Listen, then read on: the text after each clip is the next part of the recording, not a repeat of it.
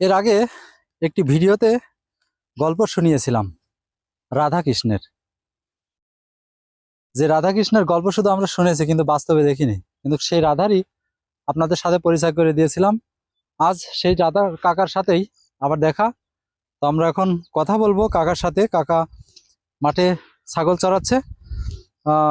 কাকা কেমন আছেন? ভালো ভালো আছো? বর্তমান কয়টা ছাগল আছে? এই 37-38টা। 37-38টা।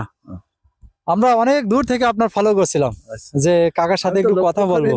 এই জন্যই হয়তো দেখা হয়নি। হ্যাঁ, আমি তো লক্ষ্য করিনি।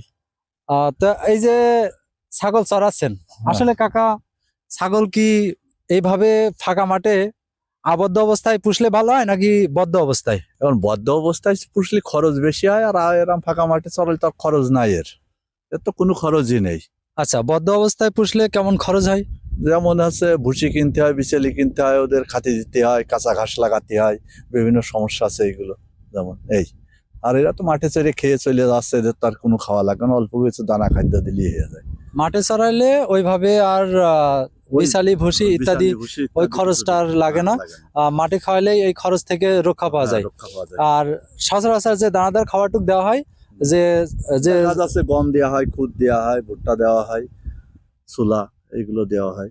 ঠিক আছে, মাঠ থেকে যাওয়ার পরে আপনি খাবার দিয়ে থেকে ঘরে উঠায় সকালবেলা দেওয়া হয়। এখন আর দেওয়া হয় না, সকালেই দেওয়া হয়, সকালের দিক সব দেওয়া হয়। আচ্ছা আচ্ছা। এর আগের ভিডিওতে বলছিলেন যে কত সাল থেকে বা আজ থেকে কত বছর ধরে আপনি ছাগল পালন করছেন? 20-25 বছর হবে, তারও বেশি ছাড়া কম নাই। 20-25 বছর? তারও বেশি, টুকটাক টুকটাক করে থাকেই। দেখেন, 20-25 বছর ধরে সে ছাগল লালন পালন করছেন এবং পাশাপাশি গরু আছে। তো গরু নিয়ে আসেননি? না, গরু আজকে আনিনি। গরু 10টা-12টা তো এনে ঠেকানো কষ্ট। আচ্ছা, গরু দিয়ে ছাগল দিয়ে প্রায় 50-60 প্লাস আছে ছাগল এবং গরু দিয়ে। তো মাঠে একা একা চড়ানো মুশকিল বিধায় তিনি গরু নিয়ে আসেননি, শুধু ছাগলই নিয়ে আসছেন।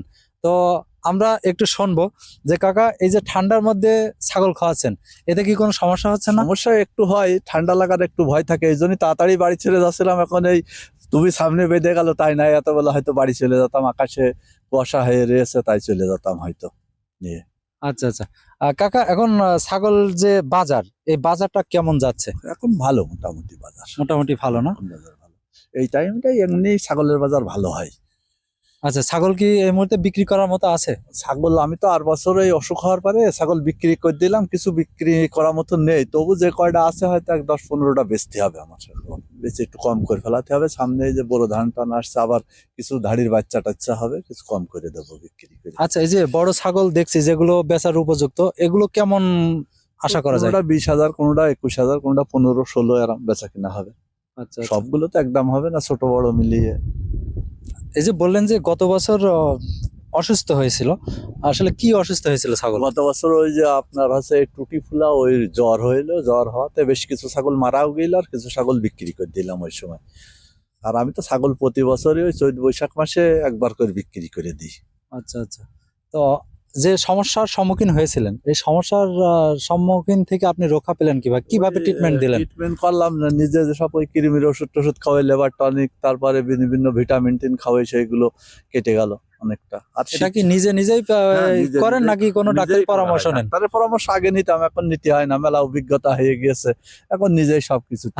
আসলেই যেখানে তিনি 20-25 বছর ধরে এই ছাগল গরু লালন পালন করেন, তার কিন্তু অভিজ্ঞতা ডাক্তারদের চেয়েও বেশি হওয়ার কথা। হয়তো সেই অভিজ্ঞতার কারণেই তিনি এখন খুব কমই পরামর্শ নেন চিকিৎসকদের। দূরান্তের লোক এসে আমার কাছ থেকে অনেক সময় পরামর্শ নিয়ে যায়, যাদের ছাগলের ঠান্ডা লাগে, জ্বর হয়, বিভিন্ন সমস্যা, যেগুলো নিয়ে যায় আমার কাছ থেকে পরামর্শ নিয়ে যায় তারা। আমি জানি যে আমাদের এই যে রাধা কাকা দেখছেন, এই কাকা কিন্তু আমাদের আইডল। কারণ তার যে গরু ছাগল লালন পালন করার দৃশ্য, যে চেষ্টা, যে ভালোবাসা, একটি ছাগল একটি গরু যে কত আদর যত্নে ভালোবেসে সন্তানদের মতো মানুষ করে, সেটা আমরা স্বচক্ষে দেখি। এ কারণেই তার দেখা দেখি আমিও পাশাপাশি গরু, বহুত লোক বিশেষ, জি, অনেক লোক আছে, আমিও গরু এবং ছাগল লালন পালন স্বপ্ন দেখি এবং গরু দিয়ে শুরু করেছি, এখন ছাগল নাই, তবে আশাবাদী যে আমি আগামীতে ছাগল লালন পালন করব। তো কাকা, সর্বশেষ আপনার জানতে চাই, যে ছাগলগুলো আছে, এই ছাগল কি জাতের ছাগল লালন পালন এগুলো করছেন? সব ব্ল্যাক বেঙ্গল গোল্ড। আর সব ভুল ভুল ভবিষ্যৎ দিয়ে একটা হয়তো যমুনা পাড়ে, তাও কুরাস, তাছাড়া সব ব্ল্যাক বেঙ্গল গোল্ড। এই ছাগলগুলো সবই ব্ল্যাক বেঙ্গল গোল্ড আমাদের এই ছাগল, সব ঠ্যাং খাটো কান ছোট, সবই ব্ল্যাক বেঙ্গল। এই ছাগলগুলো দ্রুত হচ্ছে গোশ হয় আর হচ্ছে পোষা যায় আর কি মাঠে। আর ওই কান বড় যেগুলো যমুনা পাড়ে, এই ছাগল কটা মাঠে পোষা একটু কষ্ট হয়, ওরা ঘাস কম খায় মাঠে। এই কারণে ব্ল্যাক বেঙ্গল গোল্ড পুষলে দ্রুত বিক্রি করা যায়। আচ্ছা, আর আমরা তো জানি যে সচরাচর ছাগলের ভিতরে অনেকগুলো জাত রয়েছে, তার ভিতরে ব্ল্যাক বেঙ্গল সবচেয়ে ভালো, এবং বাংলাদেশে যে আবহাওয়া তার সাথে রয়েছে তার সাথে ম্যাচ করে খুব সুন্দরভাবে। ঠিক আছে কাকা, ভালো থাকেন, সুস্থ আচ্ছা, ঠিক থাকেন, আছে। আপনার জন্য দোয়া রইল, আমাদের জন্য দোয়া করবেন। আচ্ছা, ঠিক আছে, সবার জন্য দেবো, সবাই শুভকামনা।